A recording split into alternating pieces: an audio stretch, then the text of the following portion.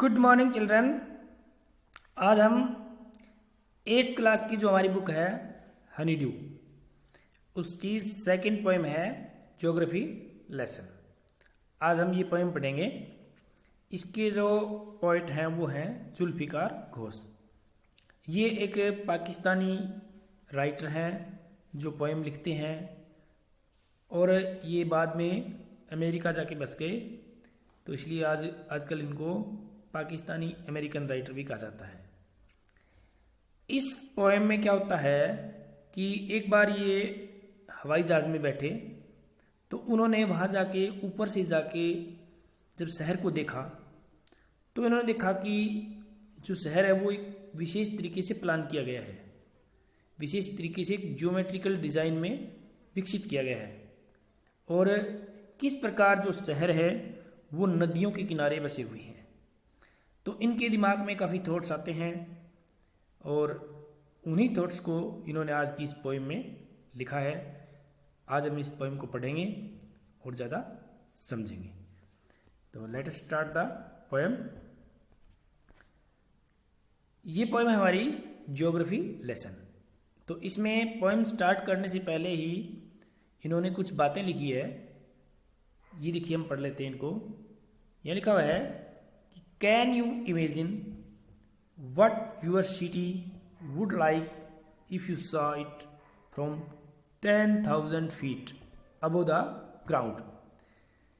Can you imagine, क्या तुम कल्पना कर सकते हो कि what your city would look like, कि आपका शहर कैसा दिखाई देगा, आपका शहर कैसा दिखाई देगा इफ यू सॉ इट, यदि तुम देखो फ्रॉम 10,000 फीट 10,000 फीट की ऊंचाई से, जमीन से अबव द ग्राउंड मतलब जमीन से ऊपर 10,000 फीट की ऊंचाई से जब आप देखोगे तो ये कैसा दिखाई देगा, क्या तुम इसकी कल्पना कर सकते हो, इमेजिन कर सकते हो।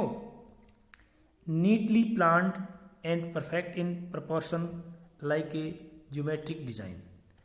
ये ऐसा लगेगा कि जैसे बिल्कुल क्लियर तरीके से, ये नहीं योजनाबद्ध तरीके से इसको बनाया गया है और बिल्कुल अनुपात समानुपात में इसको बनाया गया है और ऐसे लगेगा कि जैसे ये ज्योमेट्रिकल डिजाइन में बनाया गया है। तो इसकी मैं आपको एक तस्वीर दिखाता हूँ। देखिए ये इस प्रकार नजर आएगा बच्चों, जब आप ऊपर जाके देखेंगे। देखिए ज्योमेट्रिकल डिजाइन दिख रहे हैं ना आपको, इस तरह ज्योमेट्रिकल डिजाइन क्या होते हैं, इस तरह ट्राइंगल्स, रेक्टेंगल्स, पेंटागन्स, जिस तरह त्रिभुजाकार, आयताकार, वर्गाकार, इन चीज़ों में देखो आप ऊपर से जब आप देखेंगे तो ऐसे लगेगा कि किसी विशेष प्लान से बनाया गया है। बड़ा ही सुंदर आपका शहर दिखेगा जब आप हवाई जहाज से इसको देखेंगे। तो यहाँ ये कहता है कि ये ज्योमेट्रिकल डिजाइन में आपको नजर आएगा। आगे, it would strike you as something very different, कि ये आपको बिल्कुल अलग नजर आएगा। कब? From what is actually is while you are in the thick of it. In the thick of it का मतलब है in the middle of it, कि आप अगर इसके बीच में खड़े हो ना तब आपको ये बिल्कुल ही डिफरेंट नजर आएगा। आसमान से देखोगे तो अलग नजर आएगा और जब आप इसके बीच में खड़े हो तो अलग नजर आएगा। अब देखो, here is poets description of just such A view of the city. इस पोएम में भी एक कवि का वर्णन किया गया है। कवि ने एक वर्णन किया है जो उसने सिटी को देखा है, कैसे देखा है, and some questions that come to his mind, और फिर उसके दिमाग में कुछ क्वेश्चन आते हैं। ठीक है, आज हम देखेंगे कि वो क्या क्वेश्चन कर रहा है। यहाँ ये फर्स्ट स्टैंजा हम पढ़ेंगे। इसमें ज्योग्राफी लेसन हमारी पोएम है क्लास 8 की, स्टैंजा फर्स्ट। इसमें देखो ये कहता है कि when the jet sprang into the sky, कि जब जेट होता है एरोप्लेन, ये जेट है, ठीक है, एरोप्लेन हवा में उड़ा। अब स्प्रिंग की सेकंड फॉर्म है स्प्रैंग, स्प्रिंग स्प्रैंग स्प्रंग, ये सेकंड फॉर्म है कि उड़ा या टेक ऑफ किया। स्प्रिंग वैसे तो होता है उछलना, ठीक है, उछलना यानी उछला। उछला का मतलब यहाँ क्या है कि वो आसमान में गया, यानी उछल कर गया। तो यहाँ है टेक ऑफ, यानी उसने उड़ान भरी। सीधी सी मतलब है कि जब जेट ने उड़ान भरी इनटू द स्काई, आसमान में उड़ान भरी, इट वॉज क्लियर, कि ये बिल्कुल साफ दिखाई दे रहा था कि वाई क्यों the city had developed the way it had, कि जो शहर हैं वो इस तरीके से क्यों डेवलप किए गए हैं। ठीक है, seeing it scaled 6 inches to the mile, यहाँ इसका मतलब कह रहा है कि एक जो मील है वो आपको 6 इंच के बराबर लगने लगती है। जब आप ऊपर जाते हो ना, तो धरती पर जो 1 मील की दूरी है, ठीक है, 1 मील दूरी आपको सिर्फ 6 इंच के बराबर लगने लगती है, यानी 6 इंच का पैमाना नजर आता है वहां पर आपको। There seemed an inevitability about what on ground had looked haphazard, ये कहता है कि unplanned and without style when the jet sprang into the sky. अब ये कहता है कि व्हाट ऑन ग्राउंड, ये देखिए आप कि जमीन पर हैड लुक्ड हैपेजेंट, कि जमीन पर जब आप देखेंगे तो ये बिल्कुल ही अस्त व्यस्त, हैपेजेंट होता है अस्त व्यस्त, बेतरतीब तरीके से नजर आएगा। अनप्लान, बिना प्लान किया हुआ, विदाउट स्टाइल यानी बिना किसी स्टाइल के। देयर सीम्ड एन इनएबिलिटी, ये बात बिल्कुल सत्य है कि जब आप जमीन पर होंगे तो ये बिल्कुल अलग नजर आएगा। अब ये कहता है कि when the jet sprang into the sky, जब जेट है वो हवा में उड़ा। अब आगे क्या हुआ, ये देखो आप, ऐसा शहर आपका नजर आएगा जब आप जेट में हो।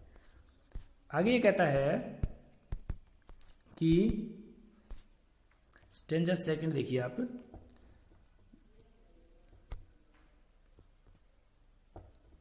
When the jet reached 10,000 feet, जब जो जेट था यानी जो एरोप्लेन था वो रीच्ड यानी पहुंचा 10,000 फीट, 10,000 फीट की ऊंचाई पर, लगभग ये 3 या 4 किलोमीटर बनते हैं, यानी इतनी ऊंचाई पर जब ये पहुंचा तब क्या हुआ, इट वॉज क्लियर, कि ये बात बिल्कुल साफ हो गई कि नजर आ रहा था, वाई क्यों, the country had cities where the rivers ran, कि जो देश है उनके अंदर जो शहर है वो शहर नदियों के किनारे क्यों है, जहां नदियां बहती है वहां क्यों है, and why the valleys were populated, और जो घाटियां थी उनमें जनसंख्या ज्यादा क्यों थी। अब ये देखिए इस चित्र में आप देखेंगे तो देखिए कि नदी के किनारे शहर बसे हुए, ये कहता है कि cities where the river run, जहां नदियां रहती दौड़ती है या नदियां चलती है वहां सिटी शहर क्यों है, और जो घाटियां हैं वहां पर जनसंख्या ज्यादा क्यों है।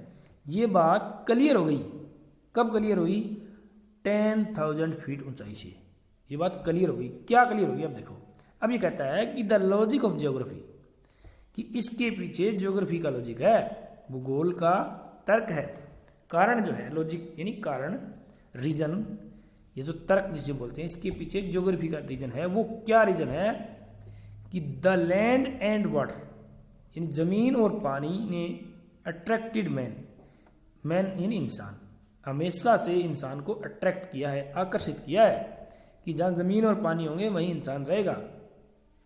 वॉज क्लियरली डिलिनेटेड, ये बात बिल्कुल साफ दिखाई दे रही थी, clearly delineated, when the jet reached 10,000 feet, जब जेट है वो 10,000 फीट ऊंचाई पर पहुंचा तो ये बात क्लियर नजर आ रही थी कि आदमी ने जो शहर हैं वो नदियों के किनारे क्यों बसाए हैं।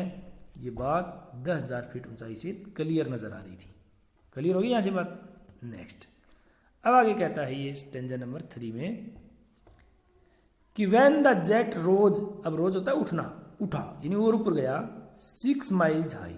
अब देखिए 6 मील की दूरी ऊंचा चला गया ये, यानी अब कितने दूरी है, 9 या 10 किलोमीटर, धरती से 9-10 किलोमीटर ऊपर चला गया ये।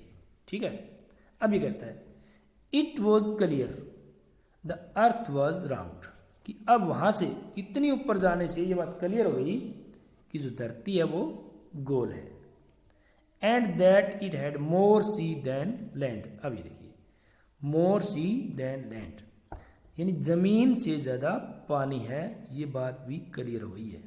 नंबर 1 क्या हुआ इसमें कि धरती गोल है, ठीक है, और दूसरी बात इसमें कि समुद्र है वो धरती से मोर यानी ज़्यादा है। अब ये देखिए पानी है, वो देखिए कितना पानी है, ये पानी है, नीला नीला दिखाई दे रहा है ये, और ज़मीन तो थोड़ी सी है।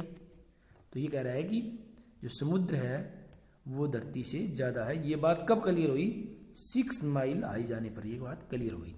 अब आगे कहता है ये कि it was difficult to understand, लेकिन ये बात समझना बड़ी मुश्किल थी।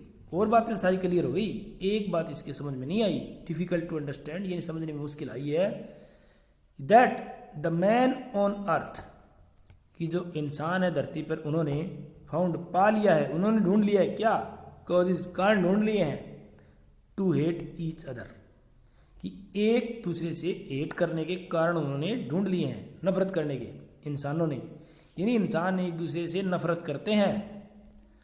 To build walls across the cities, वो शहरों के चारों ओर दीवारें बनाते हैं, एंड टू किल, और लोगों को मारते हैं, फ्रॉम दैट हाइट, उस ऊंचाई से, इस 6 मील ऊंचाई से, it was not clear why, कि वो लोग ऐसा क्यों करते हैं, एक दूसरे को क्यों मारते हैं, ये बात क्लियर नहीं हो रही, ये बात उसके समझ में नहीं आ रही कि 6 मील ऊंचे जाने पर भी ये बात समझ में नहीं आती, न ये ज़मीन पर समझ में आती कि ये लोग एक दूसरे को मारते क्यों हैं। तो ये आज की हमारी पोएम थी। इस पोएम के हम क्वेश्चन आंसर नेक्स्ट वीडियो में करेंगे। आज की वीडियो में इतना ही काफ़ी है बच्चों। Thank you. ओके।